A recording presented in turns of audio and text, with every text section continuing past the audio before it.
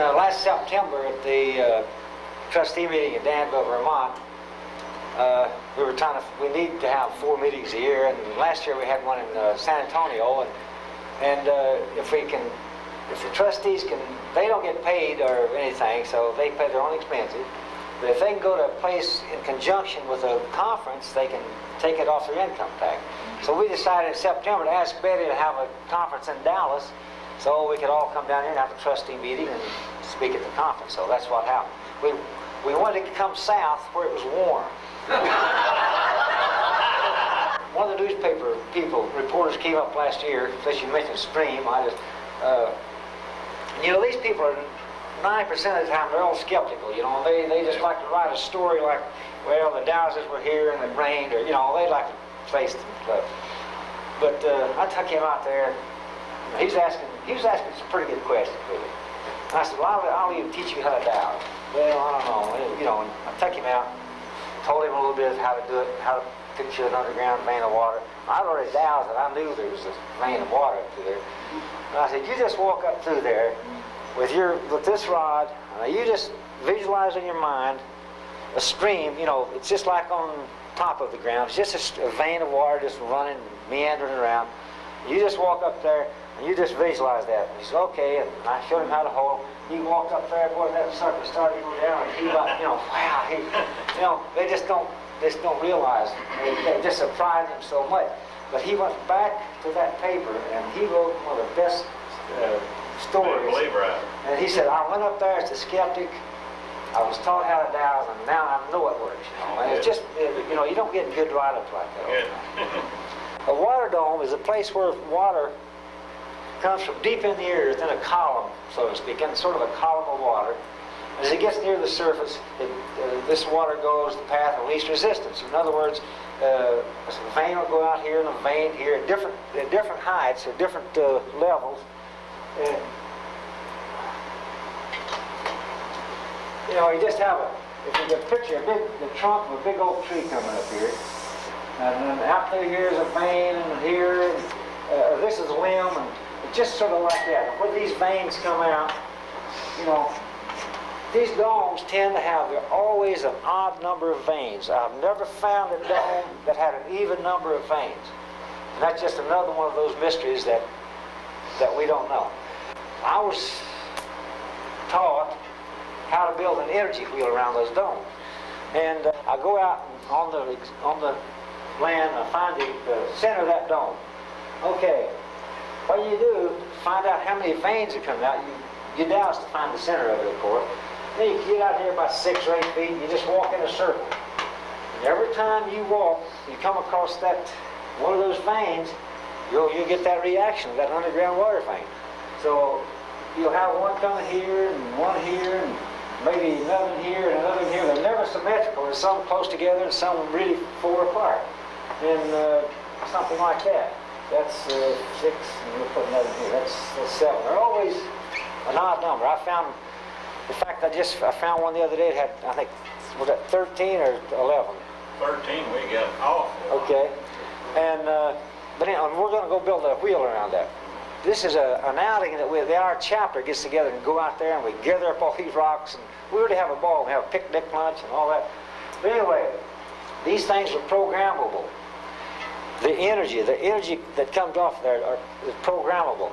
If you want to program that wheel to balance the pH, the surrounding soil, so you don't have to put any lime or whatever on there, you say, okay, you stand right in the middle, right here in the center.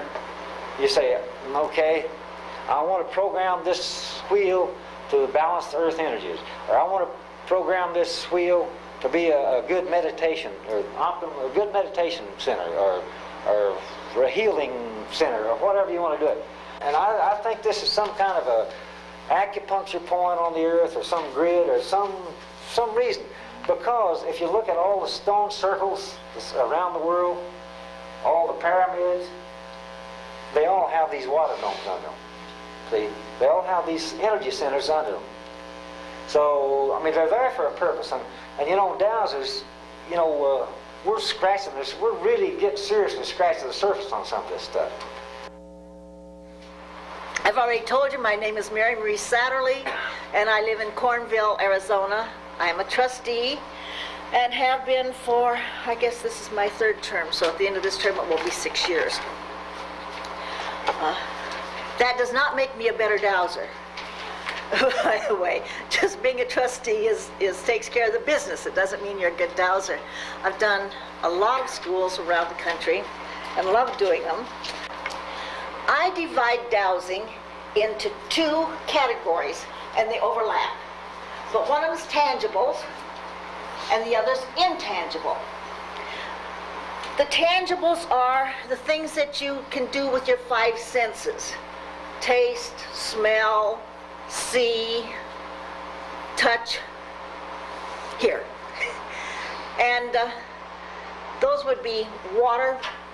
And for you people who are here for this first time and are taking the basic dowsing school, if you never, and I'll say this again, probably at the end, if you never intend to douse a water well in your whole life, just remember that water is the most important commodity we have.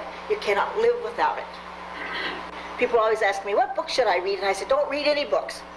Learn to douse first, so that you're real confident about your dowsing and your yes and no answers. Then if you want to read the books and find out that some people say that you can never douse in red, or you have to sit naked in the full moon with your feet on a silver disc and at midnight.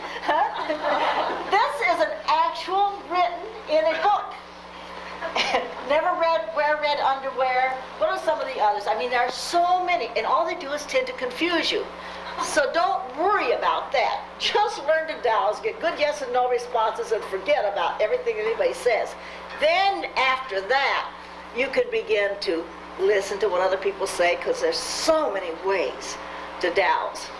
So many ways. And so everybody's technique's okay. If it works for you, it doesn't matter if somebody else does it differently. Remember, ladies and gentlemen, and for those of you who are taking the basic dowsing school, there is no magic in any tool. I'm going to repeat it. There is no magic in any tool. I don't care what the ads say. The magic's in you. It all comes through you. I don't know exactly where it comes from, but it comes through you to the unit. Just like there's no magic in a computer printer. All it does is print out what you put into the computer. And that's all a dowsing tool does. It prints out what you've put in, and you get the answer. In my very first class that I taught in this area, I was taught it at Betty Epstein's, if you were here last night, you heard her say that. And I mentioned diverting water veins. And Harold McCoy, who's now our president, and Brent Carroll, his son-in-law, went back home to Fayetteville, and Brent said he had a well that was brackish, didn't produce very much, it would go dry. They found a vein not too far away. They knocked it in. That was in November of '84, and I got a Christmas card from Brent, and he says, I have bubbly, clear, sparkling water that's very potable. And so that was verification of really an intangible, but it worked, so it then became a tangible. And that well stayed that way for several years. I think they had to do it again since then, but it does work, and it is fun. And so that, when you get the water, then diverting water veins becomes a tangible. You have to make up your mind which way you want to think of it. Gee, is this something that's just energy and natural that we haven't used before, or are miracles happening? That doesn't make any difference which way you think, as long as it works. I have my name up here, and as I said last night, I'm from Maine, the rock-bound coast of Maine. I live right on in a small fishing village. And I'd like today to talk a little bit about some of the concepts of how dowsing works, some of the theories of why, some of the pitfalls we have in our thinking in why dowsing doesn't work, how we allow on a conscious level for it not to work. There are many theories on how dowsing works. I have one that has been given to me through some of the work that I do, and I'll explain it briefly. And in this work that we do, or any of us in dowsing, there are no absolutes. So what you learn, or how you learn to dowse, becomes your absolute pretty much until you change it. But it doesn't have to be somebody else's. You don't have to do dowsing a specific way. As a matter of fact, dowsing is not something you do, it happens. You do ask the questions and you hold the devices, but the response comes from just your inner self, and in that way you get the answer. The question is very important, and part of the limitations in us asking the questions is a little bit like we might ask our dowsing device, is it going to rain tomorrow? Well, we haven't put in that equation where, because it's going to rain someplace, and you may get the answer if your mind isn't fixed on the specific question. The here, you may get an answer for somewhere down the road someplace. So, or shall I take shall I take these pills, or will they harm me? And if they say no, but you fail to ask, will these pills do me any good? And unless you ask those specific questions, you're not going to get the specific answers. One of the initial questions we teach at the schools is, in dowsing, is before we start, we must ask permission. From whom? It doesn't matter. You ask essentially from your rods, your higher self, or whatever. And we ask it this way: may I, can I, should I, and am I ready? I like to include another equation in that, and is it in the best interest of the cosmic?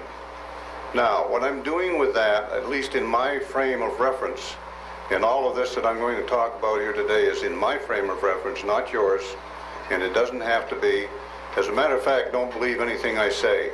Just let it go in one ear and out the other. If you feel something that's good about it, accept it. Otherwise than that, just let it go by. Someday later on, you may say, well, that's what he was talking about. So I add that equation: may I, can I, should I, and am I ready? And is it in the most compassionate interest of the cosmic?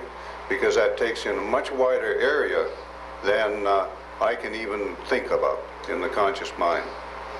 So by virtue of that, I'm taking in, I hope, the whole scope of everything, which has a lot more to do with the dowsing response than I'm aware of. One of the theories that's being presented to me from the higher self, so to speak, is that dowsing works this way, and this, again, is only a theory, folks, and you just take it on and work with it if you want to, but it sort of explains why we can dowse when we're not on site or away from it, or what the fluence might be. I personally feel we're tapping infinite knowledge, which we really are.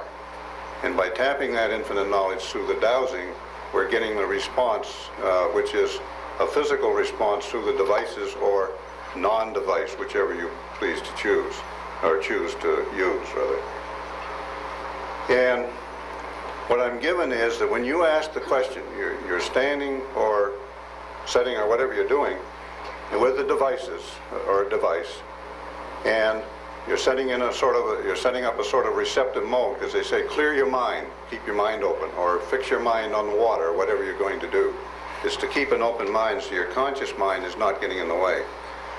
And it says when the question is asked, what happens is there's a flow of energy through your conscious mind. There's a small door or window that opens between the two right and the left and the right brain. This information goes through the subconscious to the superconscious. It is returned in information through that same path, bypassing any of the negativity within your conscious or your subconscious mind, and responds in a way that you get pure information through the rods. Your muscles really do respond. You don't personally do it from a conscious level, but they do respond to cause the rods to tip a little bit, or the pendulum to move but you're tuned in. We're all tuned into the infinite. My name is Betty Epstein, and that's my pulse. What do you think? Am I dead or alive?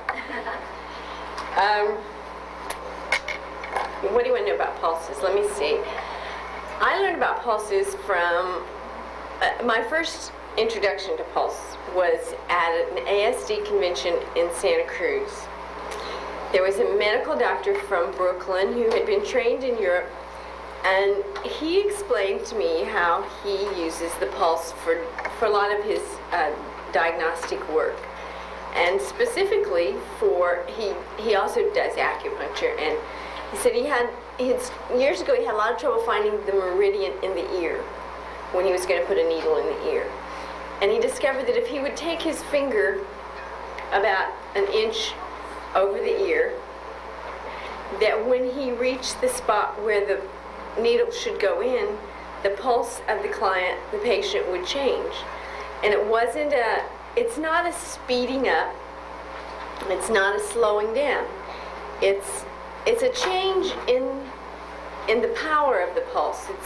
He tried to explain it to me as a feeling of more blood going through, was the best he could describe it.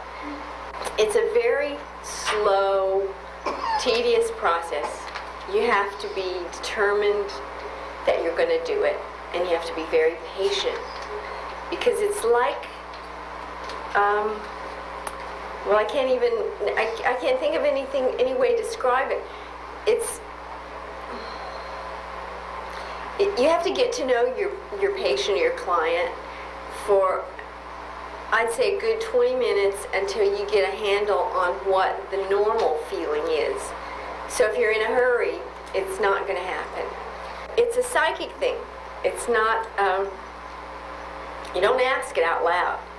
It's actually is dowsing or reading somebody else's body by their pulse. And I assume it works very much like a lie detector test, although I'm not sure which pulse a lie detector reads. There are 8 pulses. 7 of them are called subtle psychic pulses. There may be a lot more, but I've only studied the first 8. And when I'm reading a pulse, I only read 3 because I'm not advanced enough to do the rest of them. You learn to read the pulse if you're going to use the pulse for diagnosing illness, you can read it a lot of different ways. One of the books, I brought books to show you. This is for medical diagnosis, and it's called Pulse Diagnosis. And it's by Lishizhen. And this is medical stuff. This is not what we're doing here. It's, for instance, they describe a pulse if you have 4 or 5 beats per surge, per breath, on an intake breath. 4 or 5 beats of the pulse on an intake breath is a healthy pulse. 3 to 4 beats on an intake breath is someone who has an illness, a cold illness, like from a low body temperature. 6 is a hot disease, like a flu, something where they're running a fever. And 7 to 8 is a severe heat disease. So see how complicated and yet logical it could be? So if you want to get into a very involved pulse reading, pick up some good books. There's also a good one called it's called A Sense of the Pulse, which I don't have my copy of because I'll let someone borrow it. The first time I used dowsing, I'm a hypnotherapist, and a lot of times I don't do much stop smoking and weight loss. I get more problems like self-esteem, relationships.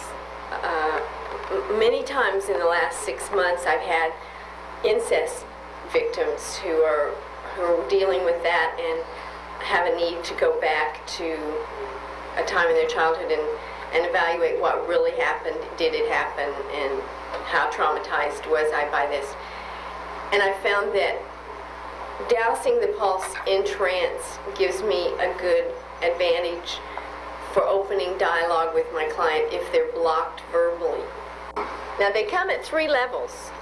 They all have one of them is the female energy flowing in, the other is the male energy flowing out, and the one right on the bone is the one that we need to read, because that's where you'll feel the change in the power surge. And they kind of have a feeling, the 3 different ones kind of have a feeling like this thing I drew on there. The one going in seems to feel, if you feel for a long enough time, you'll realize that it's almost like it comes to, and it goes on. And it's like it reaches a point and stops, and it goes on a little bit like a hook. And the one on the middle bone is like la la la la la la la, and then there's the one that the coming back out is very airy and almost a hollow feel. So you have to practice getting the feel for the one that's on the prominent bone. We had an opportunity 2 years ago to go up to Lake Powell for a big family reunion, and I couldn't help but trace a route on the way up and the way back that hit a number of these ancient sites. And Anasazi means the ancient ones. It's a Navajo term that just means those that came before, the ancient ones. So we've adopted that term for this, and you'll see several books that use that term, Anasazi, when they're talking about the ancient Pueblo cultures. In this, I was particularly interested in the kiva structure, which is a round subterranean ceremonial structure that you find in many of the Pueblo sites. Not all of them, but many of them did. And generally the Anasazi existed between they say about 800, 900 AD to about 1130 AD, and then suddenly they disappeared. When we got there, we found a lot of debris in the bottom. Looked like people had used it for a beer party. So we cleaned up all the debris and set about doing some dowsing. And what we found when we walked around the perimeter were several water veins. All right, were these water veins just crossing, or what was going on? I got down inside and asked for the presence of water, and the whole floor gave me an indication that there was water there. Okay, so I get back away from it. What is this? Are there any domes of water in this area? Zang, right towards the kiva, back to the middle. All right, now put the puzzle together. Where are the edges of this dome? And it takes me right out to the very edge of the inner wall of the kiva, and it was exactly coincident with the outside edge of the dome. Just showing some of the quality of the workmanship.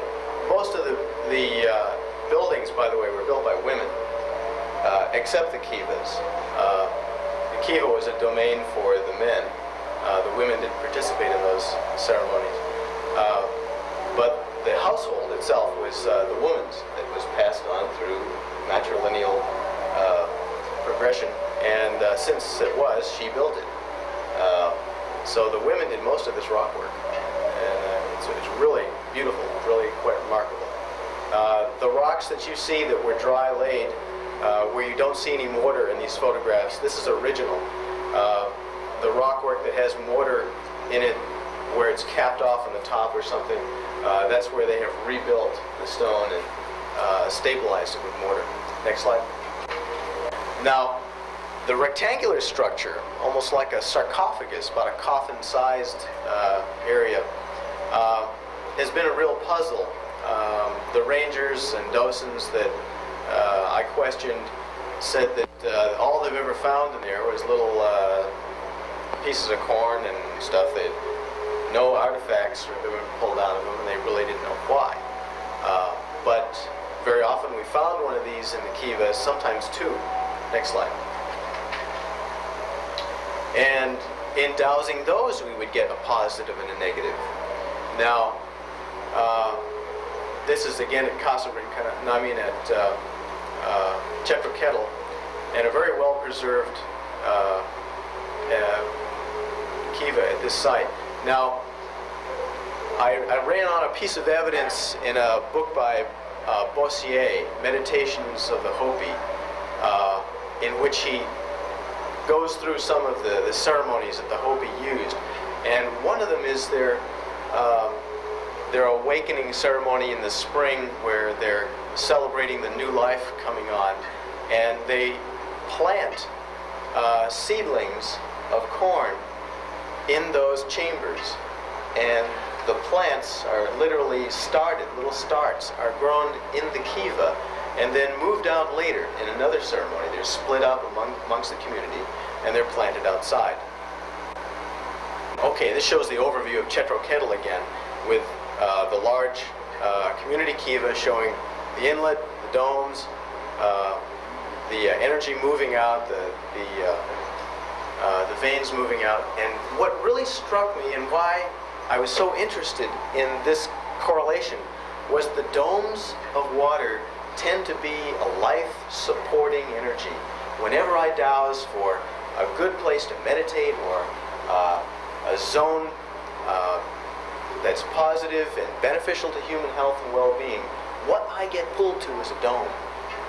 And somehow I believe that Anasazi were able to utilize that energy for their own ceremonial reasons. I'm Joe McFarland. I'm from Auburn, California, and I'm going to talk on dowsing and nullifying some types of geopathogenic zones. And geopathogenic means that they come from the earth and they cause some sort of effect on the human body. And there have been lots of studies about geopathogenic zones for years. There are several books, especially with European studies, where they have traced arthritis to water underground and various other things. I started on this in the 70s with Jack Livingston, who had been working on the underground things for many years. And what he was dealing with for a correction was rebar. This is reinforcing steel. This is just a sample. I have what I call a standard length, which is 18 inches by ½ inch, and I use that so I have some idea of how strong a particular thing is. The ones that we first started out with were very simple. That was water, and we had earthquake faults. And if you went to a house and found more than one, you considered it a bad house. Now I go up to a house and I might find 10 or 15 things crossing underneath. A lot of them are man-made, and a lot of them are combinations of things, whereas I used to be able to say this is a water strata or this is an earthquake fault. I will find that we'll have a water strata, but it may be carrying electrical kinds of things. So what I have given out today is the method that I use for dowsing the things that I will correct, at least with rebar. And then toward the end I talk about some of the other things that I've used as corrections, like magnets, copper tubing, and things of that nature. But I thought the best way to go about this is to have somebody come up and draw a picture of the house on the board, and we'll go through it step by step. Because ultimately I want you to be able to go home, use this as instruction, and go out and do it. And you may say, well, I've never dowsed before, or I don't have any confidence. And all I can say is there was one gal who lived in Sacramento, and she sent a map of her house, and it was dowsed, but there was no way that either Jack or I could get down there for a week and a half or 2 weeks. But we sent her the map back. We sent her what we were going to do. She went out and she purchased rebar. She'd never dowsed before in her life. She went into her closet and got some coat hangers and made herself some angle rods. Went out and put everything exactly properly as we would have done it, and the only mistake she made is she didn't get in enough rebar. Now this was a woman who had never dowsed.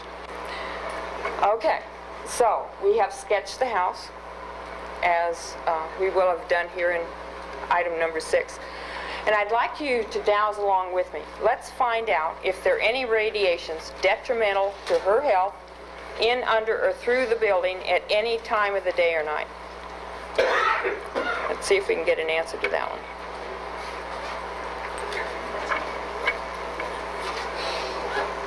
Did we get a yes answer? Okay, we have a yes answer. Fine. So we know, let's find out how many are there. I use my hands, so I go 1, 2, 3. Anything to help me with my dowsing. And I usually use a pendulum. So I will start out. Is there 1, 2, 3, 4? I'm picking up 4. How about the rest of you? Okay, we have another 4 back there.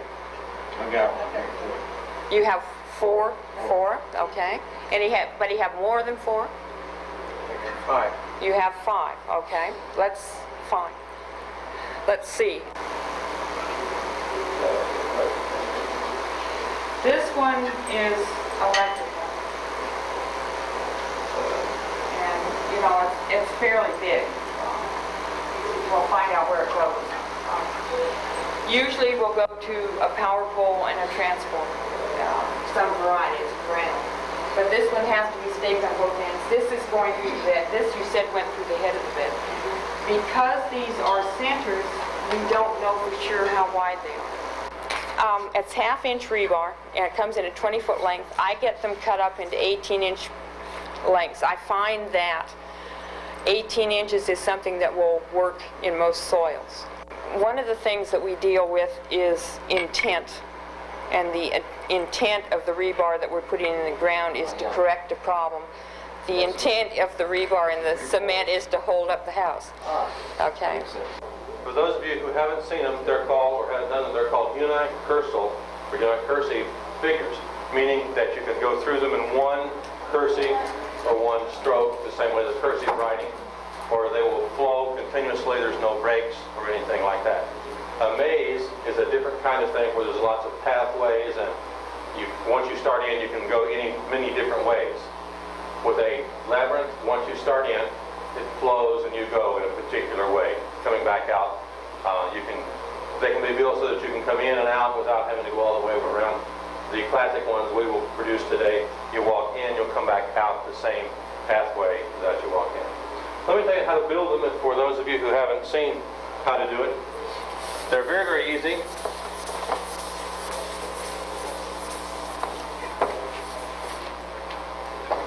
The first thing, by the way, there's some paper in the back of the room. If anybody would like to have some, you can pick up a sheet or two, or someone pass it around. You can build them here today yourself, learning how to do them. First, start with a very simple figure, across, then put 4 dots in each of the 4 quadrants that are left. From this will build what's called a 3-circuit maze, and we'll look at why it's called a 3-circuit maze. But you start from the center, I like to draw a circle, coming over to the top, okay? So you connect 2 points here together. Now take this dot to the left and connect it to the next one on the right. Take the next line, connect it to the next dot on the right. Just go out 1 more each time. Okay? The third one, come back in. This is called a classic 3-circuit. Okay? How many circuits are we going to make? 1, 2, 3. Okay? Everyone at least do it on a figure, or remember how to do it, the things you want there. One of the things that I would like for you to know when you finish is how to build these on your own, what to do with them. Now, there are some definitions relating to them, and I always forget them, so I have to get my crib sheet for a moment. This is the mouth. This is called a wall. The goal is the center. This is the path.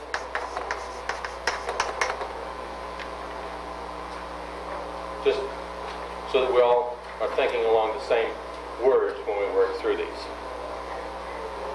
Okay? Everyone think they can build a 3-circuit labyrinth now? Okay? Well, everyone can build a 7-circuit labyrinth and an 11-circuit labyrinth and a 15-circuit labyrinth, you know, in exactly an analogous way.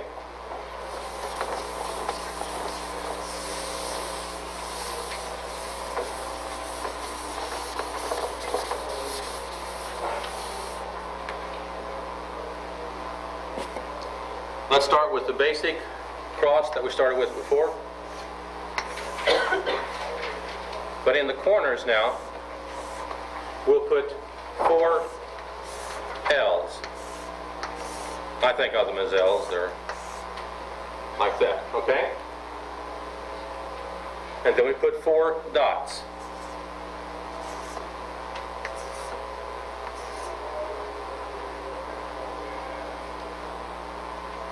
Now, notice that I've placed this one sort of much lower proportionally down on the board, because there will be 7 circuits above that, okay? And as you learn, as you do these more and more, you'll learn how to do them, okay? Again, we start at the center. Let's number them. 1, 2, 3, 4, 5, 6, 7 from the outside in. The goal in the center.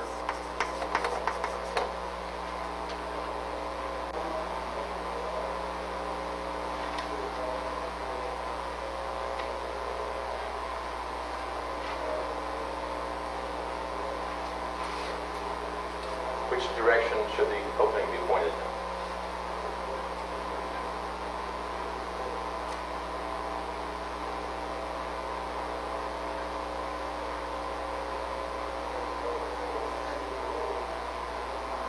And it said this way.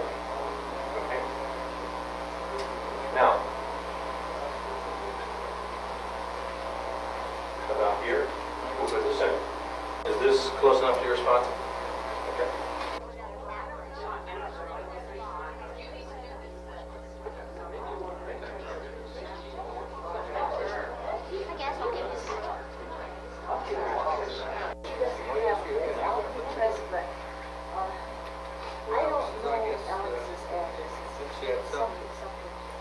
Do you know Alex?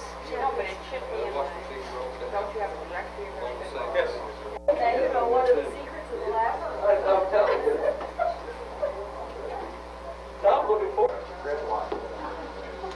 As the last people finish walking through the maze, I would just like you to feel the difference in yourself. Do you feel more centered, calmer?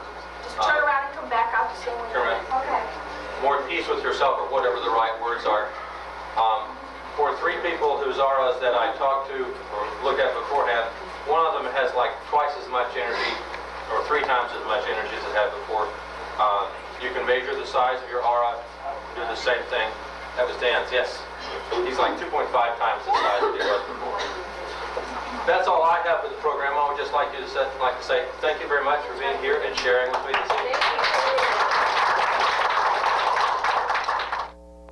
I got interested in dreams about 15 years ago. Strangely enough, when I was a teenager, I discovered that I could, just as I was fixing to go to sleep, I could think on a particular subject or a particular problem that I had, and I could ask to have a dream for the solution. I dreamt that I was in a hotel room, which is like a transition, okay?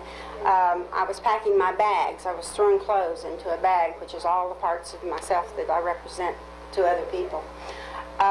There was a girl staying there with me whom I'd worked with before. Her name was Thurza, and she was a Leo. I'm a Leo. She just represented the stronger part of myself. She was a very strong Leo. And I threw all these things in the bag, and I went out to the bus, and I got on the bus, and I was the only person on this bus, but the bus driver happened to be the woman who was doing this dream therapy with me.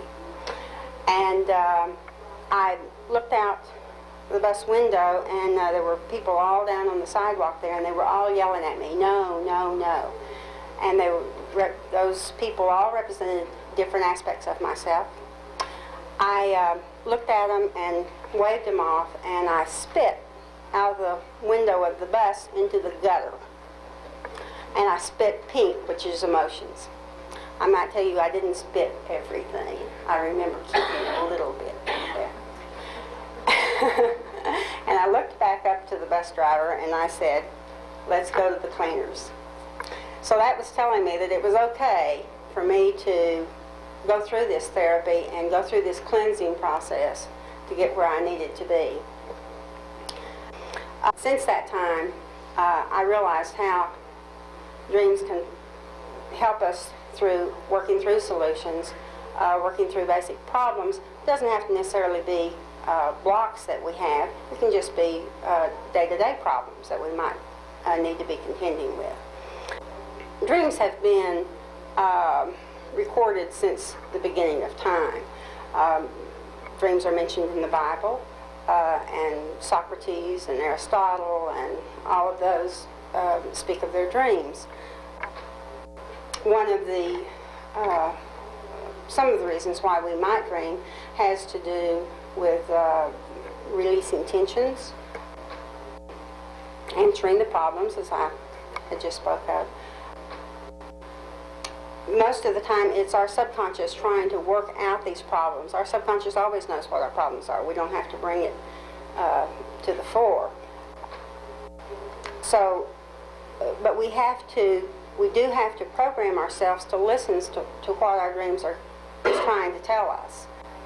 Everyone dreams. Some people don't choose to remember their dreams, and that's for different reasons.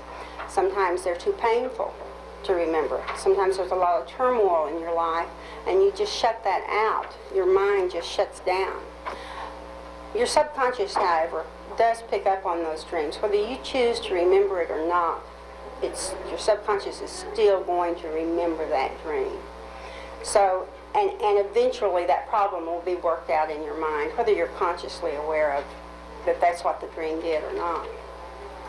You can, if you don't remember your dreams and you want to ask yourself to remember those dreams, you have to become aware and really want to remember that dream. It's like when we're sitting here right now, you're not thinking of your big toe.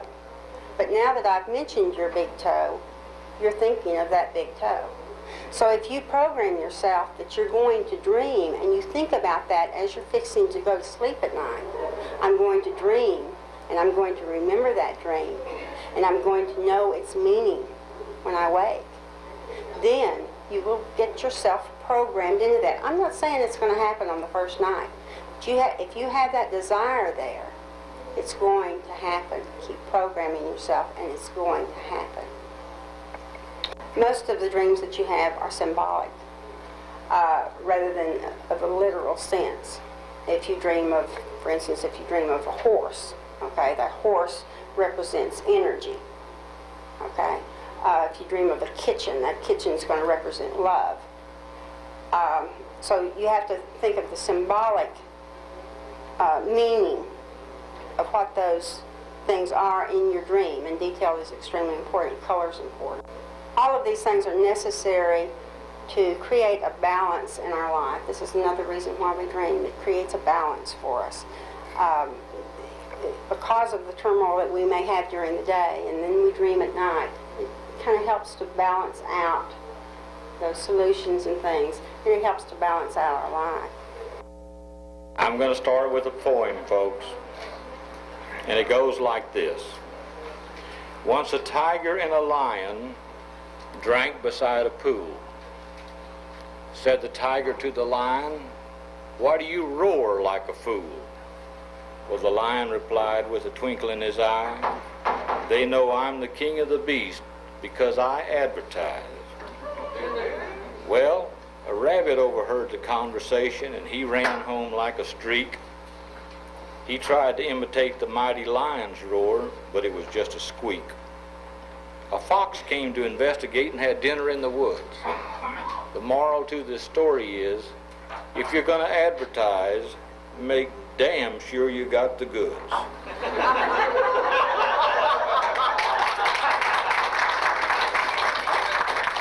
Now, that is not my creation. I read it in an advertising office one time, but the point is, I hope I have the goods for you today. to prove to some of you that dowsing truly works. My background is better than 20 years in dowsing in an area where most of the time you better be right, because you'll never get another job, because we're spending lots of dollars to drill these wells. So it's not that I've been right every time, because certainly I have not. Why? I don't know. I don't know anybody else that knows. I think any reasonable dowser will tell you that they do suffer failures. They don't know why. So we'll just leave it at that, okay? I will start in this proof end of it by reading a couple letters. It is obvious from Mr. Gray's work that he can contribute a very valuable exploration technique in the finding of oil and gas structures. To you who are not in the oil and gas business, you say, what is a structure? A structure is a trap. Not only do I sense the presence as many other dowsers do, of the presence of hydrocarbon, which is oil and or gas, or even coal, but I'm able to point out to the geologist what he really wants. He wants to know, why should we drill? And if he doesn't have a trap, the senior geologist says, no way, no way. We've got to have that trap. So this is an instance here where a very complicated horse structure I detected and described beautifully to the guy. Understand also, when I go to work with a man like this, I never ask any questions about the geology or anything, so that I have absolutely a clear, unblemished mind. He said, you said it was 2,000 feet deep. He said, man, that's the field sand in here. In other words, that's the sand that they normally produce out of. I can assure you that the well was drilled precisely on the spot. We brought in 10 barrels a day, which after 2 years was still producing 10 barrels a day, which is 5 times better than any well that they had brought in quite some time in that little old field. Show of hands, how many people know or have ever read or heard of Edgar Cayce? How many people know that Edgar Cayce was a dowser?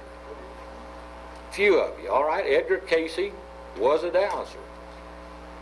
I have it from a book that right here, if you want to see it after I get through, written by his children, his sons, which they indicate that Dad was a dowser. Well, I thought as a dowser, that's kind of interesting. But the interesting thing for me is that in yet another book, it's written about that Mr. Cayce predicted the finding of perhaps that he thought the largest oil well at that time in the state of Texas. And some people from Texas had hired him to try to find oil. Well, so what? The so what is, I found the same place that Mr. Cayce predicted the finding of it. How do I know that? Because reading in the book, plus I came across at the University of Texas, there in Austin, in the Balcones Research Laboratory, a letterhead of a letter of the Cayce Petroleum Company, which was formed to drill this well. And in small, handwritten, longhand on this letter is a description of not only the survey where this property is, which, by the way, because I have access to that kind of information at the Railroad Commission in Austin, exactly where I think one of the biggest wells that will ever be found in Texas is found. Even a distance miles from certain communities and things, so I know it's the same place. Again, to me, it's fantastic, whatever this is, that we all possess, what you've heard about from other people this morning. One of the things that I have found very beneficial and we don't often hear about is using the pendulum as a survival tool. Sandy mentioned it this morning. I went, what are you doing, reading my text? And I was talking to Harold McCoy about teaching one of the things he's going to do when he goes back to Fayetteville is to work with the Boy Scouts. And my son is a ski patrol, and one of the trainings he had is for avalanche training. But that's, the avalanche training, we're not going to all have to experience locating somebody in an avalanche, but we look at the parameters within survival. I was hiking at Big Basin, just north of Santa Cruz, after the conference 2 years ago, and I was on a loop trail, and I was following the map. Well, the loop trail I got back to a road, and the path did not cross the road. And I didn't know which way to go on the road, so I looked at the map and figured the fastest way back to the center was to go this way. Well, what the map didn't show was elevations. And I started going along, and I went, this isn't right. So I always travel with my dowsing tools. Which direction should I be going? And I was going 180. So I just asked for the fastest way back to my car by trail and got back to my car. But so if you're just hiking in the woods, a dowsing tool can be a tremendous advantage. If you need to orient yourself, just ask for north. And it will show you the north direction or the south direction or whatever that. If you're looking for water, I don't mean drilling water, I mean drinking water. If you need water, if you need shelter and you're out in the woods, great tool. If you get lost. So there's a lot of basic survival skills that you can use, and we never know when we're going to be in a situation. Living in California, we have earthquakes, right? So you never know when you're going to be in a situation where you're going to need something. It might be food, it might be berries. I worked at a site that was 12 miles out of town, and if anything happened in that road, something to that road, there was no food on the site other than the Coke machines. So there would have been some things that needed to be done if we couldn't move in an emergency. So you can use your pendulum to find all kinds of things. Tom Brown has a great series of books on survival. He's a wonderful, he's really in tune to the land. And he's got a book called City and Suburban Survival. But just basic tools. You never know the group of people that got burned out in Oakland. Carol Baker, a member of our chapter, went up and he said, if they'd only had a dowser, they could have gone in and found their jewelry. I mean the gemstones, not the metal. But there was a lot of things they could have located in that burned out fire. So there's some unusual ways that we don't often think of that can be used. Missing persons, tracking people. If you get separated and you're hiking, if you get separated in the mall, some of those things happen. Where are your kids tonight? So there's lots of ways and questions that can be asked. If you're looking for help and you're out and you're lost, you can ask for that. Another way that I think is fun is car repair. 3 women on our chapter were out and their car stopped along the road, and they did not know what to do to fix it. I mean, they didn't have a clue. 1 went for help, 2 got out their pendulum, lifted up the hood of the car, found a wire loose. By the time the gal got back with the help, they had the car fixed. And they only did it with asking with the pendulum. There was no way they could have figured out the problem with their car. So, and a friend called me, and he didn't even know how to dowse. Actually, I taught him how to dowse over the telephone. He'd been working on his car for 2 days, and he could not find the problem. I said, well, you just take a nut and you hang it on a string and hold it over the engine and find out what parameter in there, and then ask which system, and break it down. So we teased him, said he was going to have he used a crystal actually, he was going to have a crystal garage. So, if you're just doing basic repair, emergency repairs, I use it as gas gauge. Sometimes you get down to empty and, I really don't want to stop in a strange location for gas. Do I have enough to get me to my home turf? And it will tell me. I'm a 3rd generation dowser, and it may go back further than that, but I don't know about it if it does. My grandfather was a dowser, and I have one of his dowsing tools here that I brought with me. Looks like this. I'll talk about this in a minute. My father's dowser, and so I've always known about dowsing. I don't know when the first time I really dowsed. To be able to go back and tell you an experience of what I thought when I first did it. So, my grandfather dowsed with this, and what he did with this is he could sex anything, women or men, and if you were pregnant and had a child, then he could tell you if it was a boy or a girl, and did that to my mother, and said that I was going to be a boy, and the doctors thought I was going to be a girl, and so they bet the doctor that I was going to be a boy, and I turned out to be a boy, and so I was born free. And the doctor was away at the time, so his assistant had to deliver me, so it was a pretty good deal. So I started out being dowsed, and so dowsing just kind of comes natural to me, I guess. I find broken pipes, I find lost valve. I've got some electronic equipment that finds valves for me pretty good, and there are times when it can't do it. When it doesn't do it, then I get my L rods out, and I'll stand and ask for permission again, and then I'll ask where a specific valve is that I'm looking for. If it's zone number 2, then I'm saying I want to find the valve for zone number 2. And what I'll do is I'll stand out in the street or away from the yard and hold it and ask for the location of valve number 2 and ask for it to point in the direction of that.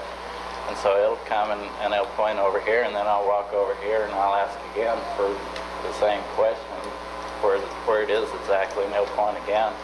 And then I'll take my other rod and I'll come in and walk across, and when I walk across it, it tells me where it is. So I've saved a whole lot of time and digging, because anytime you deal with ground digging, it's guaranteed to be hard. I really sit back and I focus on my rods more and on my question instead of where I am or what it's doing or where it's pointing or anything. I really try and just visualize everything right here. A lot of times I'll bet somebody a case of beer or something that I can find something with it, and it works out. Then they really believe you have to pay up.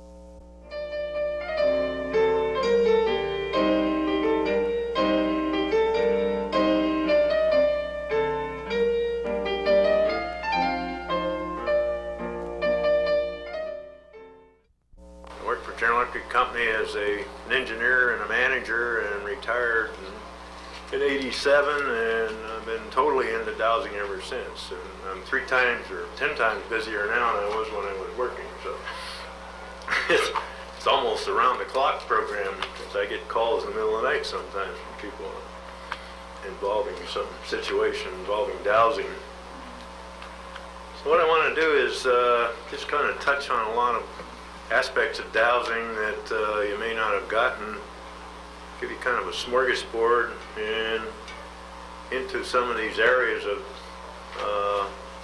psychic or esoteric healing, which show you the techniques of how you dowse the auric field and what you look for and how you interpret it. Your invisible parts are much greater than the physical parts you can see. Probably about 85 or 90% of you as a being that is invisible to your eye, including your mind and your soul and all these other aspects that you actually make contact with when you get into the dowsing mode, and you're using those parts of your mind, and you're bringing yourself to different levels of being. And that's really satisfying when you know who you are at all levels and cooperate with yourself at all levels. But these photographs, now I find that I do a lot of so-called healing work through photographs. And it really makes a very flexible thing out of it, because I can work on people anywhere in the world through a picture. I really don't have to even know where they're at. The picture is the witness.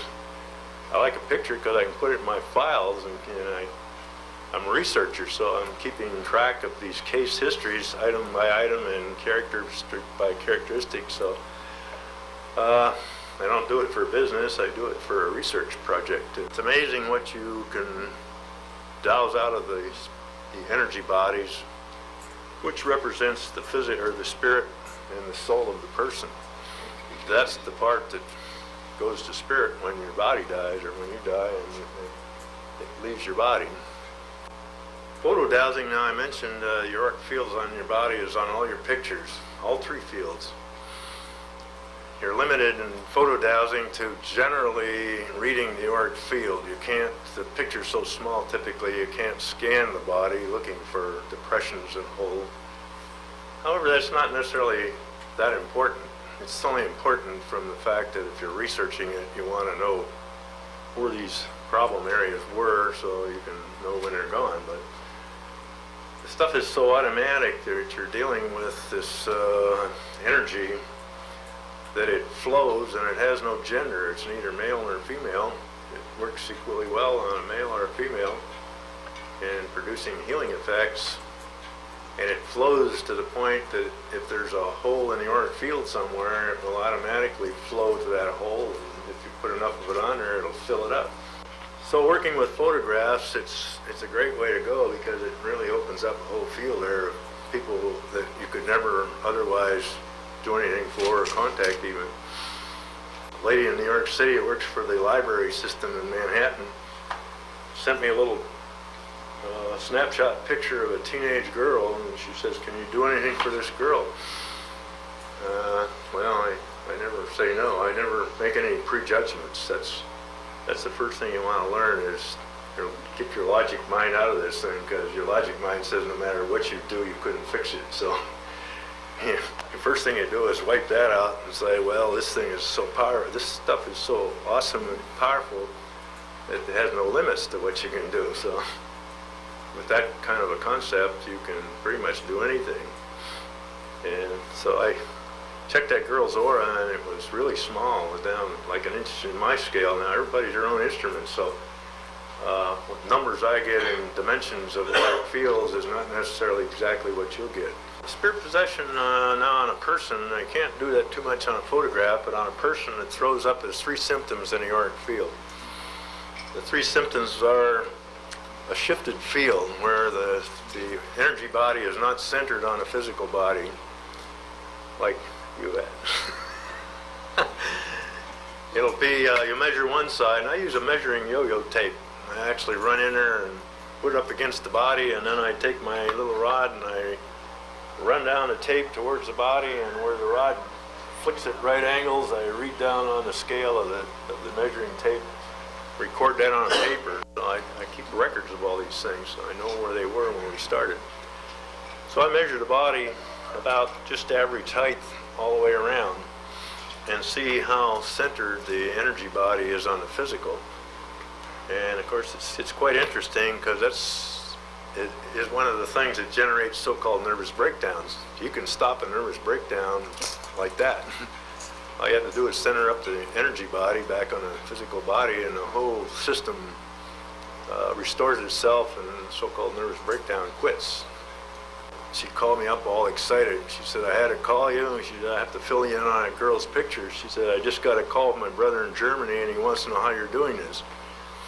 I said, "You mean that girl's in Germany?" He said, "Yeah, she lives outside of Munich, Germany."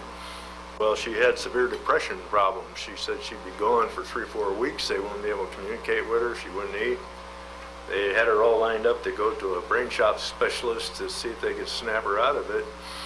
And she said, "I got that temporarily stopped while they sent you the picture." And it was, so her her depression problems just disappeared like that. Once I cleared the field and charged the field back up, it's time and distance are not part of these formulas when you're working with this stuff. It's pretty weird because there is no time and distance. The instant you do it on a photograph is the instant it happens wherever that person is. The discussion for this hour is the law of attraction. And to begin with, let me give you a brief definition of the law of attraction. And you'll see the parallel with dowsing. The law of attraction says, that which is like unto itself is drawn. First you determine what it is that you want. Then you determine that you intend to get it or intend to have it. Then you allow it to come to you, and then it is. Now, in attracting something to you and manifesting, the more emotion you put into this, the sooner you attract it to yourself. And the more exact you get what you've asked for. So again, just like dowsing, you have to be very precise what you ask for. And you have to know exactly what you want and why you want it. It's like the person who spent 2 months trying to attract, manifest for herself her perfect mate, and made her list of everything that she wanted. She wanted this man to be kind, considerate, someone with a sense of humor, someone who was financially successful, and in 2 months' time she got it. Then she spent the next 2 years trying to get rid of him because she forgot to mention she wanted someone honest. So that's why you have to, if you're going to go into a list of what you want, you've got to be very thorough. Now, the thing that we have the most against us is that we have a lot of mind chatter. Our minds are constantly busy. And 95% of the time we are thinking about things that are unimportant. Most of the time we start thinking one train of thought and then just stop right in the middle of it. We don't even bring it to a conclusion. And as all things, thoughts are things. So what you start thinking about, you immediately start manifesting and attracting it to yourself. If you just cut off a thought right in the middle of it, it's just hanging out there and it's just totally stopped right there. If you are very sure of yourself when you start thinking about something you want, you are immediately drawing it to you. But the instant doubt or guilt comes in anyway, it immediately stops. In dowsing, you need concentration. You need to be able to concentrate and continue concentrating as you are. If you're using your rods in any way and walking over the land looking for something, you need to have one continuous thought, what it is you're looking for. And if your train of thought gets broken, so does that drawing to what you're looking for is broken. You have to start all over again. Now the prepping for dowsing, of course you first have your 3 questions. Can I, may I, and should I? And even if those 3 questions are all answered yes, that's not where the thinking stops. The questioning, the answering, it still has to continue. That once you determine what it is you're going to look for, you have to be absolutely sure you're going to find it. Now, in concentrating, there are some exercises that you can do to learn to concentrate. Unfortunately, because we watch so much television, our span of attention is only between 10 and 12 minutes because we tend to go with commercials. We are totally concentrated on something on TV, and it is stopped mid-air with a commercial. So that is training our minds, so to speak, to think for only to concentrate on something for only so long, and then it just automatically stops. There are probably more superstitions in dowsing than any other group of people. It's several thousand dowsers in the United States, and probably each one has one or more superstitions.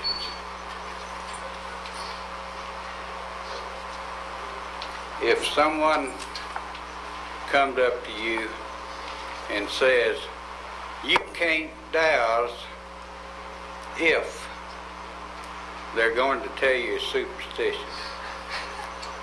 Now, it may be their superstition, and they actually can't douse under these conditions, no matter how hard they'd want to or how hard they try.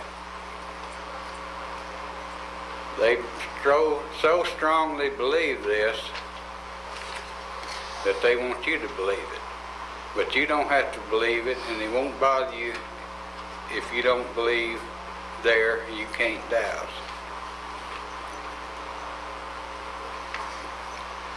Some of the more familiar ones that you might have heard. You can't douse if you're wearing red, if you're wearing rubber boots or shoes. You can't douse in the dark. You can't douse in the storm or in the weather, when the weather is changing. I think in some of the previous talks, they've all gave instances where one man doused in a sleet storm and did real good. Mary Satterley said she could douse with a red outfit on, so in quite a few of the articles and books you read, you will look there and say, that's a superstition. That doesn't have to apply to me. Then you might say, well, what does it hurt to have these superstitions? Well, in most cases it doesn't. On the other side of it, many people use what you call a ceremony. A ceremony is something to turn your dowsing switch on.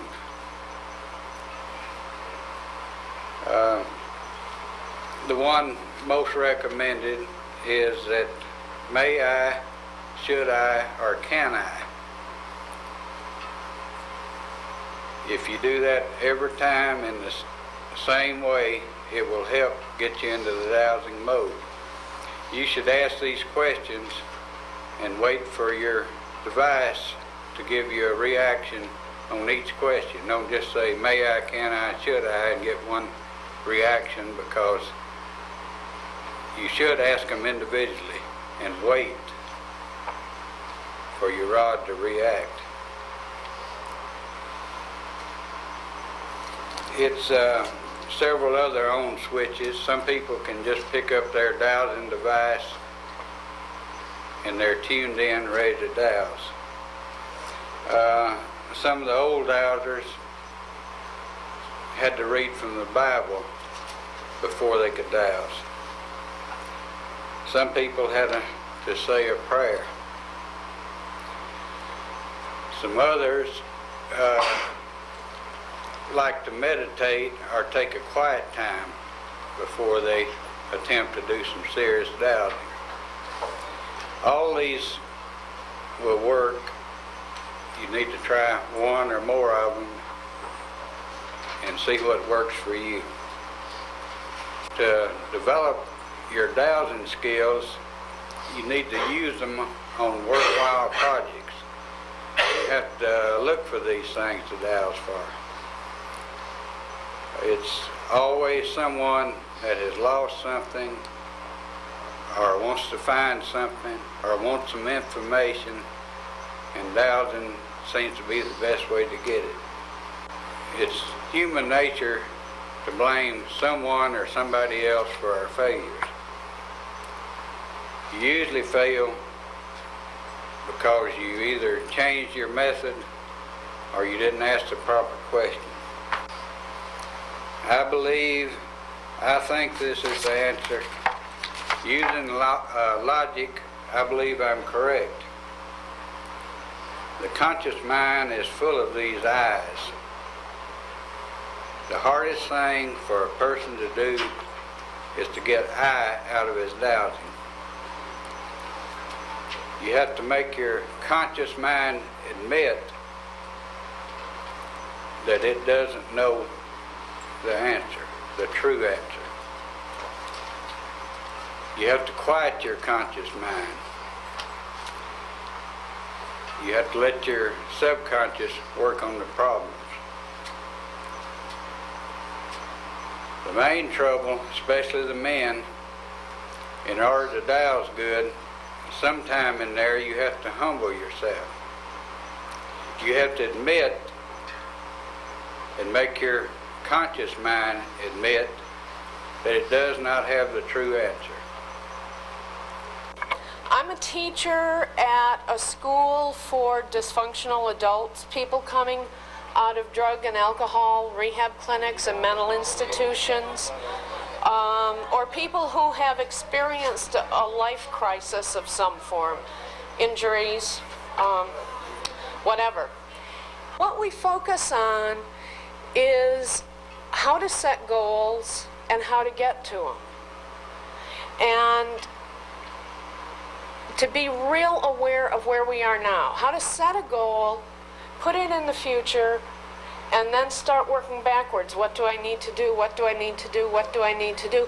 Until we get back to today.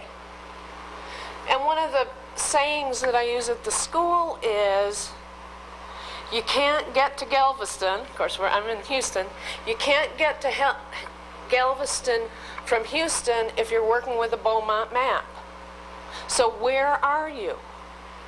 You know, if I have a student that wants to type 50 words a minute and they've never typed before in their whole life, then being angry with themselves for typing 10 words a minute isn't going to get them to 45 very fast, because they're so angry because they're not at their goal. In the dictionary, it says that a goal is the purpose toward which an endeavor is directed, an end, or an objective. And then it gave a synonym of intention. So I looked up intention. An intention is a plan of action or a design or an aim that guides an action. Well, the picture I got was a cyclical movement. You've got your goal, but goal also means the intention to get there. So for about 2 or 3 seconds, my mind went off into the farthest reaches of the universe. Then I came back down and I said, wow. So we all have goals. Now, some of the goals that we have are real firm, they're vibrant, we're alive with them. We know we're going to get to them. We have no idea how we're going to get there. We don't ever doubt. Since I was 6, mine has been an herb farm and spiritual retreat. That safe place where anyone can come, whether they've got money or not. They can be cared for. They can come in, have their hearts restored, their souls. I don't know how it's going to happen, but I know that by the time I'm 55, it will be in place. And I've known it since I was 6 years old. Every single thought that we have creates a thought form. Every single thought generates an energy that goes out there and creates a thing. And at some level, that thing is just as real as this podium. That can be pretty scary, given the types of thoughts we all have from time to time. So how does this all fit in with the goals? Well, if a goal is something that we've thought and we want, then one of the things we can choose to do is keep thinking what we want and focus our energy in that way. Get it focused right down instead of having it splayed all out. Our bodies are like very loving, obedient animals that will do anything they can to obey our commands. So what we think or say in that way tells them how to behave. One of the things I've found most interesting is to replace the words "I don't want to" for "I can't." Because then that puts the responsibility back on me. I don't want to remember names. Doesn't matter why. Right now, I don't want to remember names, and that's okay. Because what that means is when I do want to remember them, I'll just remember them. And that'll be no trauma, no big deal going on. Just, oh, yesterday I didn't want to remember names, today I do want to remember names. I'll have students sometimes picture their full potential. You know, we all see the full potential of people, other people out there. I'll help them visualize their full potential in a chair and then go practice sitting in it. Just see what it feels like. And allow them to move into that at their own speed. It's not up to me to decide how fast they move. All right, what I'm going to talk about are two subjects, the Kabbalah and alchemy. And the reason I talk about two subjects is because they are inextricably intertwined. First, I'm going to talk about Kabbalah. First of all, what is it? What is this stuff? It's Q-A-B-A-L-A. Variously spelled with a K, two B's, two L's, an H at the back with a C. The correct spelling, because of its origin, which is from the Hebrew, is Q-A-B-A-L-A. And Kabbalah comes from a Hebrew word of the Hebrew letters. Don't worry about it, I'll just give it to you. Not that I'm trying to parade my erudition, but it's Kof Beth Lamed, which means, or pronounced Kibbel, which means to receive. Now, like many words in the English language, it has two separate meanings. And interestingly, the other meaning for this is the ear. So it doesn't take too much thought to figure out that if the Kabbalah is a teaching, it's a received tradition, and it comes to the ear, it means you can't read it. You don't really do it in a sense, but you must hear it from someone. And that's how it used to be. Well, the Kabbalah tells us every single one of us has a purpose. What is that purpose? Well, it's different for everyone, okay? And for the main part, the trauma of birth and various other things have caused us to completely forget what our mission is here. Can we learn what that mission is? Yes, we can. And once we learn what that mission is and get in tune with it, things start to change, and all for the better. Because no longer do you buck the universe, you act in accord with it. And when you act in accord with the universe, the world is your oyster. It will give you everything that you need. Not the same as everything that you want, but everything that you need. And when you get in tune with the universe, certain forces align themselves behind you. And who said, who told you all this stuff, you know? Well, the Kabbalistic books, and not only that, but all the holy books, I'm talking about the Quran, I'm talking about the Bhagavad Gita, I'm talking about the Torah, I'm talking about the New Testament, have in there all of this teaching. Oh, I never saw it.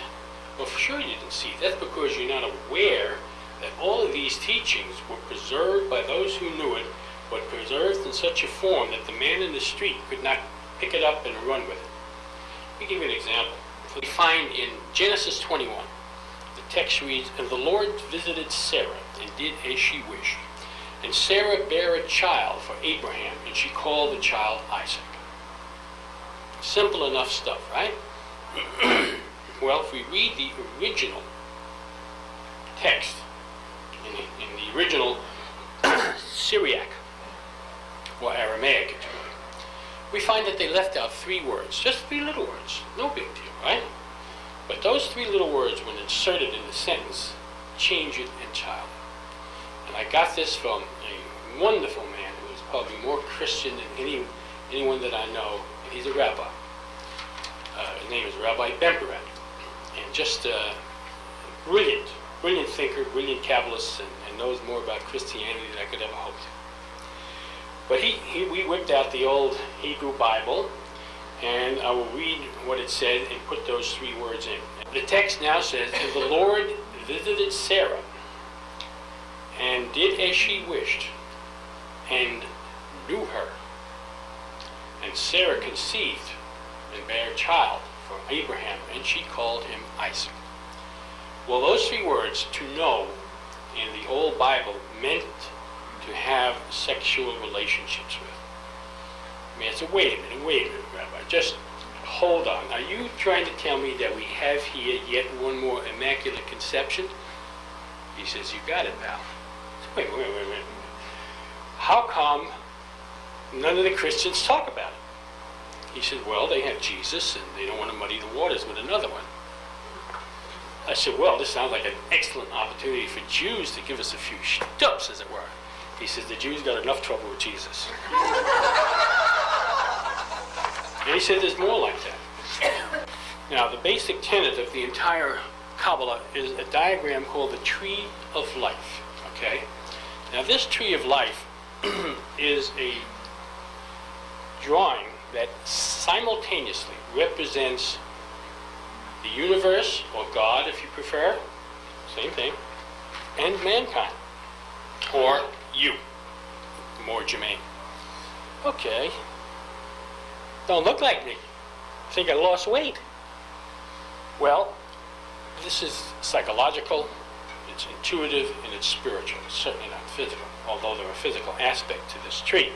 If you remember Gurdjieff, in his book, I Am Real Only Then When I Am. Interesting little statement, very Kabbalistic. He said, we have within us the sun, the moon, and all the stars. And if you know what that means, to have within you the sun, the moon, and all the stars, then you know everything. Preceding the ancient Bible as we have it, there was a group of people called the Akkadians who preceded the Hebrews. Don't quote me down to the day, will you? By 6,000-7,000 years. And they had a holy book called the Bibu. And in that holy book, they talk about the Tree of Life. And they said, yeah, we got the Gebura over here. It's associated with Mars. It's red. Mars? Probably everyone around them said, what's a Mars? They didn't know what a Mars was, or where. They had no telescopes. Had something. Primarily professionally, I'm a hypnotherapist. Most people come to me because they expect to do some kind of trance work. And what I do is help people that want to make changes in their life. Some people want to change, and some people want to change. So I try to be clear on that before I work with someone. For example, if someone wants to quit smoking, I check, do they really want to quit smoking, or do they just want to? Well, the doctor said I need to, or my wife wants me to. Yes, but do you want to? And that way, if I can screen people out that really are clear that they want to make changes, then all of us have a lot more success rate. I really think that we are multidimensional beings, very multidimensional, and that we're living in what generally is considered or perceived to be a 3-dimensional reality. Most people, when you would go out there and talk with them or deal with them, think, well, this is real and this is not, or this is scientific and this is just la-la land or woo-woo talk. So much of the culture is oriented and supports things being linear and 3-dimensional. The way my mind works and the way that I work when I work with a client or in a situation is I look at things in a very multi-dimensional rather than a linear way of thinking. Does that make sense? And so I act as if we're multi-dimensional beings. I act as if when someone comes in with a problem, that it's probably not caused or triggered by a simple thing or a single thing. It may be an aspect of their diet. It may be a trauma from a past life. It may be a limiting belief system. It may be part of a dysfunctional family situation that they grew up with. And the cause, as well as the cure, so to speak, or the thing that would be beneficial, is also something that may be found in a variety of systems. I personally think that one of the most useful things that people can learn is dowsing. I think that there may be a time when we're actually going to have a breakdown of the political, the economic, the communication, the transportation system, etc. I think there may be even groups of people that are living in remote areas. And I'll tell you, having a pendulum or something on a string that swings or whatever, or the ability to tap in your intuition is probably going to save your life. You need to be able to find water. You need to be able to clear that water and get rid of contamination and pollution. You need to be able to determine if something is something that you can put in your body and you'll be able to eat it, or if it's going to kill you.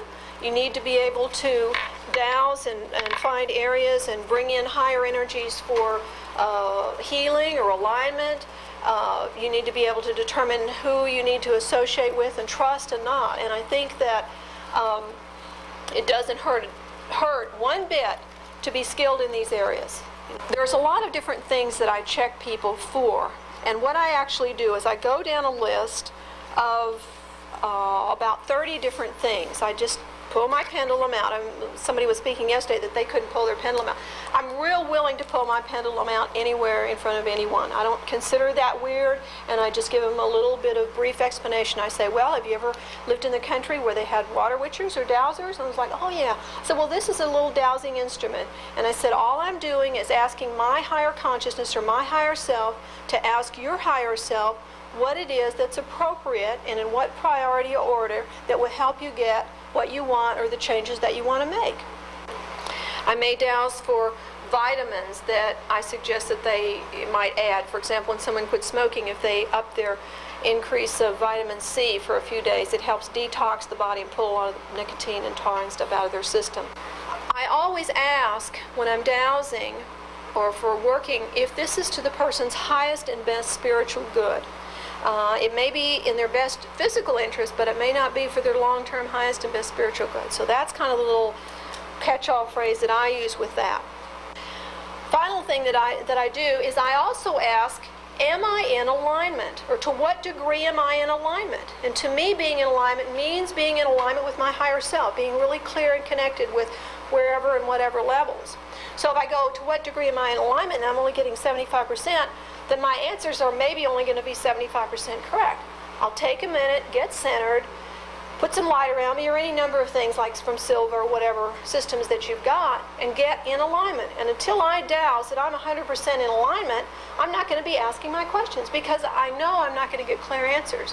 A lot of the stuff that's our popular cultural thinking is so out of line with what's going on in nature. That's kind of the little measuring stick that I use. How is this tying with nature?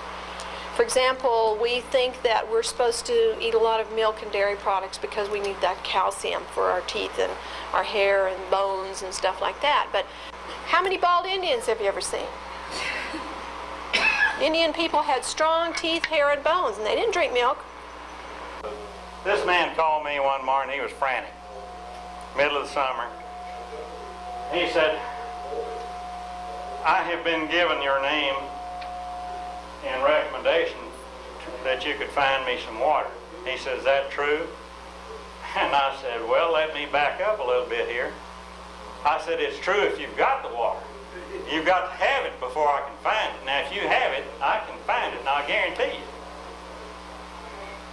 He said, well, he says, I don't believe in dowsing. He said, I think that's strictly witchcraft in the first place, so I'll set the record straight. And I said, that's all right with me. I said, I hear this all the time, and it just runs off my back like water off a duck's back. So he says, I've got a driller drilling out here right now on my ranch, and he said, I already have 13 dry holes. And he said, I buy water from a water co-op, and he said, all I've got for household use is a trickle. And he said, I'm desperate, mister. I need some water. I said, all right. It's witchcraft. When we got there, he convinced me that he was in such dire need that we should stop what we were doing. This was years ago. We should stop what we were doing and run out there and attend him. He was going to meet us out alongside the highway and escort us to his ranch. So we dropped everything and went out there. As soon as we got there, we saw the drilling rig, and it was a huge oil well drilling rig. I bet that thing cost close to $1 million, or maybe it even exceeded $1 million. I hope that's not me.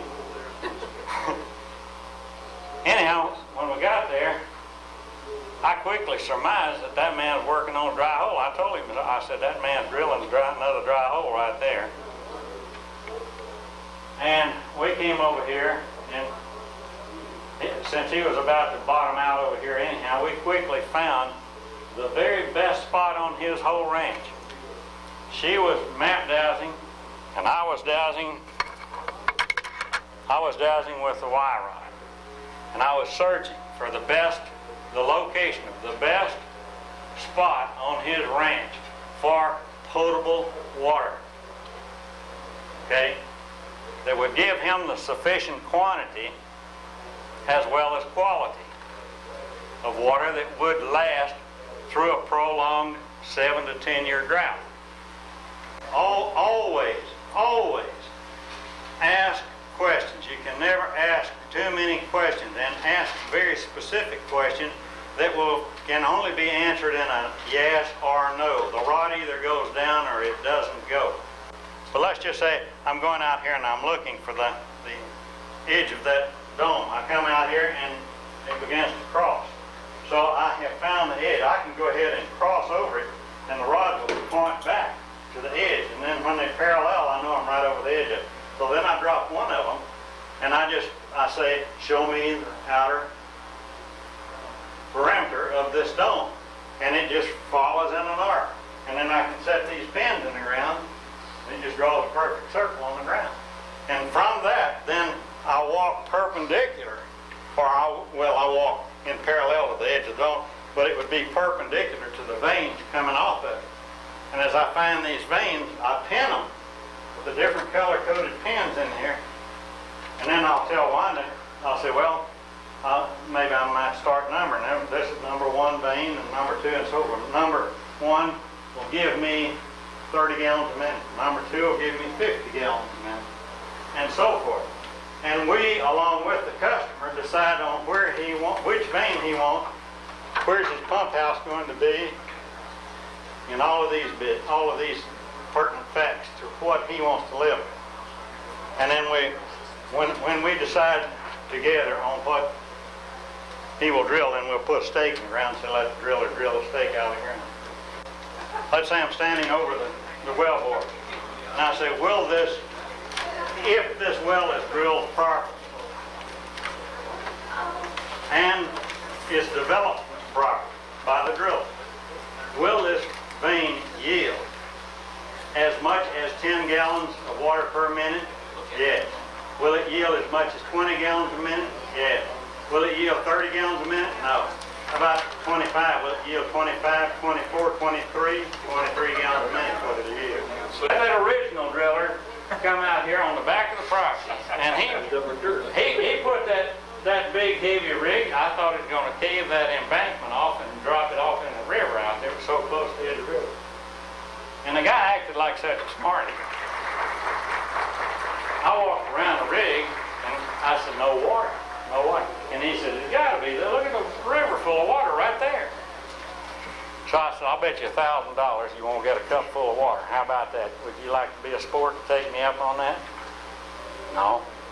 Well, he set that rig up and he drilled right there. And he didn't get a cup full of water.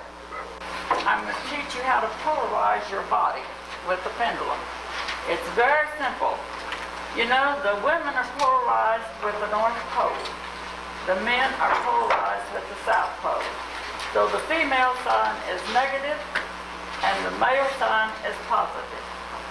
And because the women are polarized with the North Pole, they have much more endurance on hold than a man has. Now, a man has physical strength, but a woman has endurance. You take a woman, left a widow with 5 kids, she keeps the home together, she keeps her kids together. The man's inclination is to pass the kids out. But we're supposed to have inclinations, and we're supposed to carry them out. And we can do both if we work real hard at it. Now, I do have a volunteer, don't I? We are dealing with not only the man's hose, but we're also dealing with his aura. And you must separate your feet to where you've got at least a 4-inch feel on each side. And then you take your reading. Now he's a male, so I start with the right leg. And I'm supposed to get a positive swing on this. And it's not strong enough. But be patient. Don't ever be in a hurry when you're taking care of people. Have real patience. Sometimes it ribs out. See, it's getting a little stronger. Can you see the difference in the swing? He needs to be strengthened on this side, definitely. Have you been sick lately? Yes, ma'am. Yes, ma'am. This is his female side. See how weak it is? This man is not as strong as he looks. Pendulum rotates in the same direction on both feet. Pendulum rotates in the same direction on both feet. Well, no, honey, I didn't go far enough into it. The female is always, the negative side is switches to the left. The male is the positive side, which is to the right. Oh boy, let's go again. You know, you learn to read your pendulum by the response. Now let's turn over on the other side. Rub your hands together. This brings up your electric energy.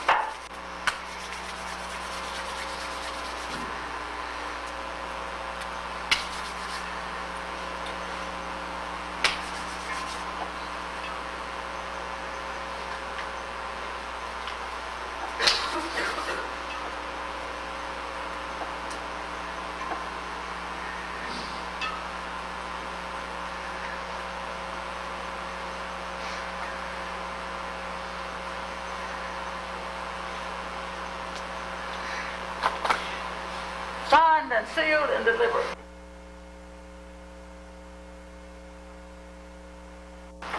I just used this pendulum on the other leg, so what am I going to do? I'm going to cleanse it.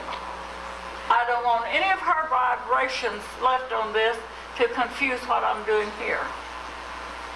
And I even like to, when I'm working on people like this, it's better for me to just free my hands of any vibrations I might have picked up.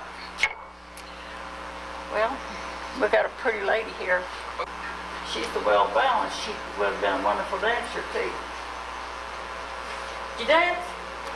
No, I just love to dance. I didn't really dance. You can feel it. This gal's got rhythm. It's in her bones, and she can't help it. So when she wants to go dancing, take her. That's great.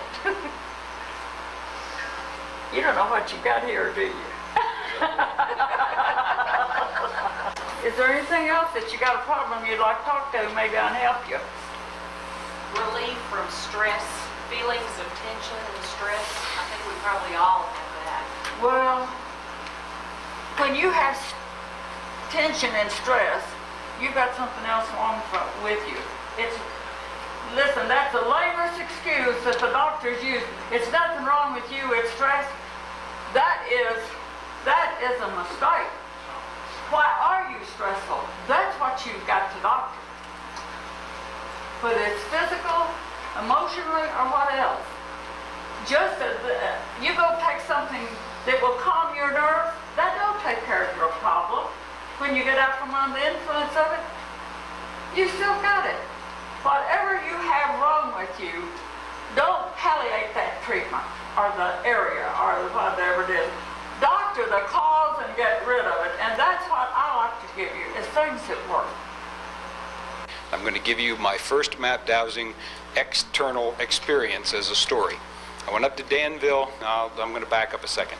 I had a friend who was a parapsychologist, not a dowser. Admittedly not a dowser, and he knew I was a dowser, and at that time not a parapsychologist.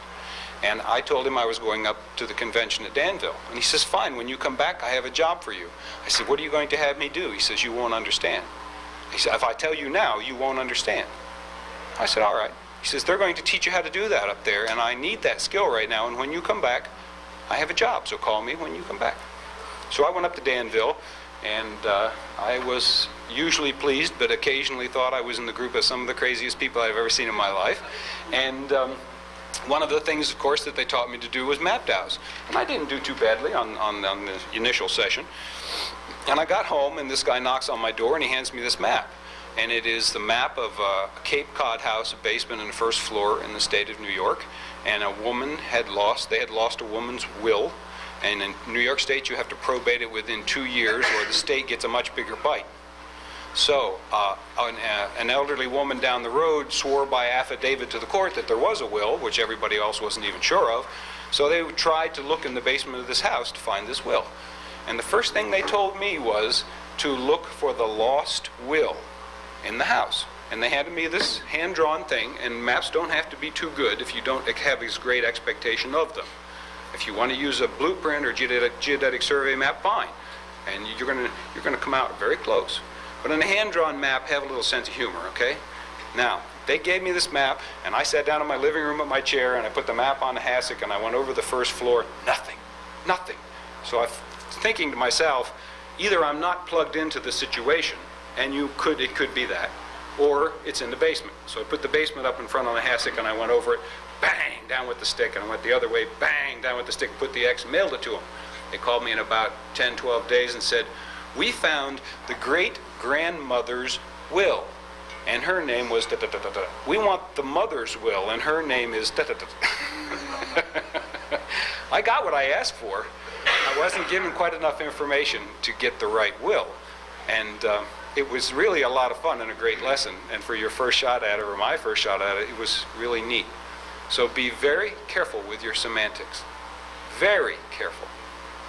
You're going to get the right answer to the question that you ask.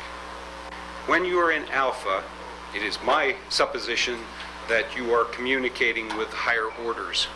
And as far as I am concerned, everything, no matter what it is made of molecules and vibrates to a frequency. This frequency amounts basically to an electric current. And you can run to any Fisher Scientific type place and buy yourself a portable magnetometer for a mere $10,000, and it'll go on your back, and it has a wire out to some kind of a pointer thing, and you put it on this thing, and it says that that wall exists at the frequency of 0.000103 millihertz. And you put it on a piece of plastic, and it gives you a different millihertz or milligauss or whatever. These frequencies are where you tune in. Once you have felt the frequency of water, you know where the frequency is again. You store that information in your logical and reasonable and rememberable portion of your brain. And you call it back when you want to go out and find water a second, third, or fourth time. This is true for any other substance. Once you have turned your squelch button to the frequency that you need to find it and learned where the frequency is, you can go back to it another time. That's what's really good about going out for a little while with a dowser who's already done it, and you can soon focus in with that person and get going as to where these frequencies are. With this in mind, you are living in an electrical soup. Everybody, everything around you is vibrating, and you are part of this biosphere, or as the Russians say, biosensing is their word for dowsing. A neat, very descriptive type word. So when you want to find oil in Texas and you're in Pennsylvania, you're just turning your frequency on and picking that information out of universal consciousness.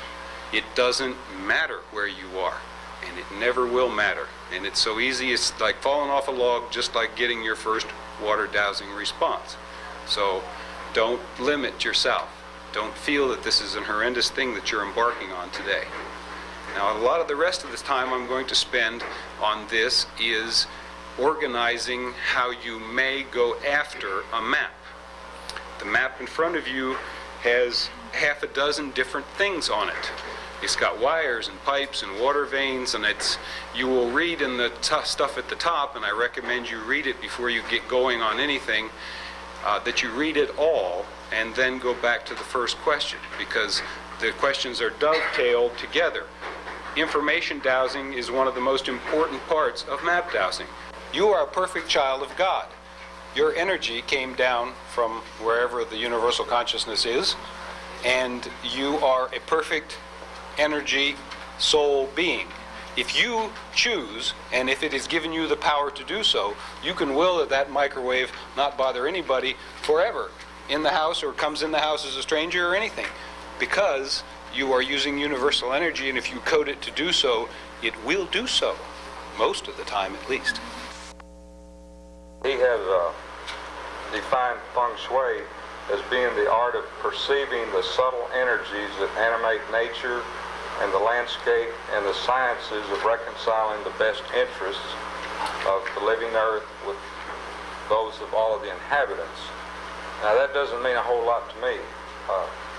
Basically what it is balancing the energies in a room or a house or a business or office or wherever you are.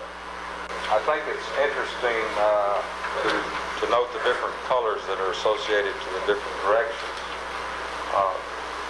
Red is probably their most suspicious or best used color for good luck. Anytime you want to enhance good luck or in your business or home relationships, playing poker, gambling, whatever, it's considered good luck to wear red or decorate with a lot of red.